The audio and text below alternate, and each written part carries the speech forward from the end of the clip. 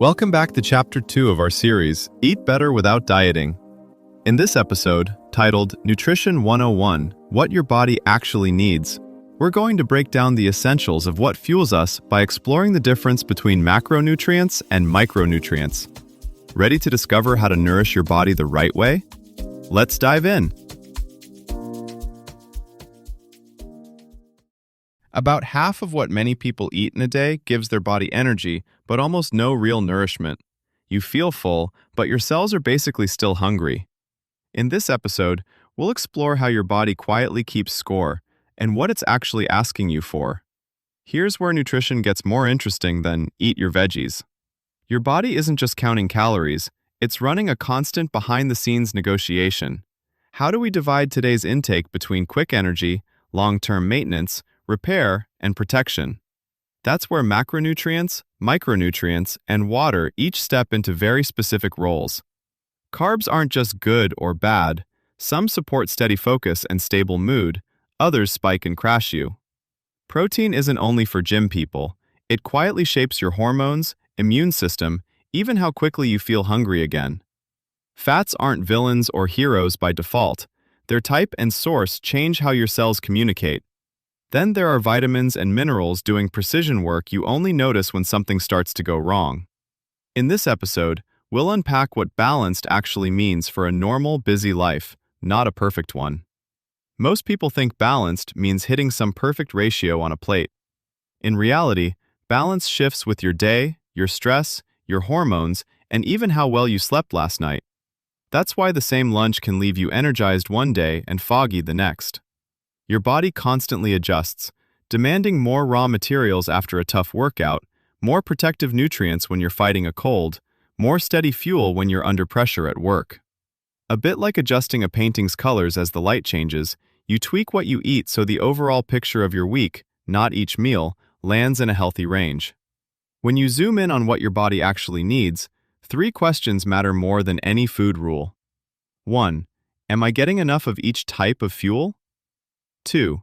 Is that fuel arriving in a form my body can use steadily? 3. Are the small but mighty nutrients showing up often enough? Start with the big picture mix. Over a whole day, or even a week, most people feel and function best when roughly half their calories come from carbs, about a quarter from fats, and the rest from protein, within those 45 to 65%, 20 to 35%, and 10 to 35% guideline ranges. But you don't need a calculator. You can think in rough visuals. At most meals, aim for 1/2 your plate from plants rich in carbs and fiber, like beans, intact grains, fruit, vegetables, 1/4 from protein-rich foods, 1/4 from higher fat or denser carb foods, plus a visible source of healthy fat, like olive oil, nuts, seeds, avocado, fatty fish. Within that structure, quality does the heavy lifting. Choose carbs that still look something like they did in nature. Pick fats that are mostly liquid at room temp. Choose proteins that actually required a living thing to grow, not a chemistry lab. Fiber is your stealth power tool here. Most people are hitting barely half of what their gut and metabolism prefer. A simple way to close that gap: add 1 clearly fibrous thing per meal: berries at breakfast, beans or lentils at lunch, a vegetable you actually like at dinner. You're not chasing grams, you're upgrading textures. Then there are the essentials your body can't make, things like omega-3 fats and certain amino acids. You don't need to memorize them.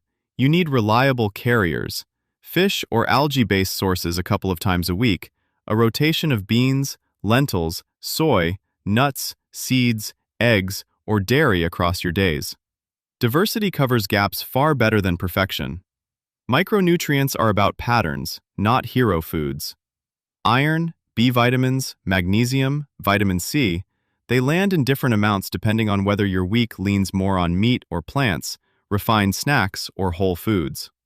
One useful lens: how many colors and protein sources showed up by the end of the day? A beige day, bread, pasta, cheese, chicken, usually means something's missing.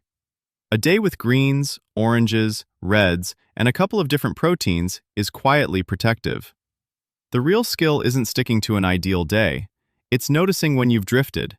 Too many low-fiber meals, too little protein earlier in the day, not a single iron-rich food all week, and nudging things back toward balance without starting over. Think of planning your day of eating more like planning a work day than following a rigid menu. Some tasks are high priority. A solid protein source at breakfast if you usually crash mid-morning, or a fiber-rich lunch if afternoons leave you bloated or sleepy. Others are small but strategic. Adding something iron-rich on days you hit a workout, pairing it with vitamin C foods so you actually absorb more of it. Real-life example. Someone who loves takeout noodles at night doesn't need to give them up. Instead, they might add tofu or shrimp, throw in a frozen veg mix, and swap sugary soda for water or tea. Same comfort, different outcome for their energy and iron status. Or the person who snacks on cookies at 3 p.m. every day could test what happens if they keep the cookie but add a handful of nuts or yogurt. Watch how their focus holds up. Like adjusting a medication dose based on lab results, you're tweaking your food inputs based on how you sleep, digest, and perform, not on abstract rules. Soon, meeting your body's needs may feel less like guesswork and more like using a smart map. Wearables and simple blood tests could flag subtle shortfalls before you feel them, nudging you toward tweaks. More leafy greens here, a different breakfast there. Food labels might function like financial dashboards, showing not just good or bad, but trade-offs over time. The opportunity and risk is outsourcing awareness. The real win is using these tools to sharpen your own judgment, not replace it. Your body's needs also change with context. Stress, sleep, movement, age, hormones. A perfectly balanced Tuesday might fall flat on a night of poor rest or before a big presentation. Think of each meal less as a fixed rule and more as a draft. Adjust portions, timing, and textures the way you'd tune an instrument until your everyday performance feels smoother. Start with this tiny habit. When you pour your morning coffee or tea, add one small source of protein right then, like grabbing a hard-boiled egg, a slice of turkey, or a spoonful of Greek yogurt. Don't plan a whole new breakfast, just pair your usual drink with that one protein bite. Do it before you take your first sip, so it becomes a built-in part of your routine.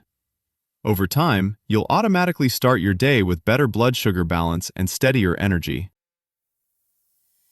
This was Owl Up, your daily step forward. To keep learning with structured courses and more insights, go to owlup.co. Until tomorrow!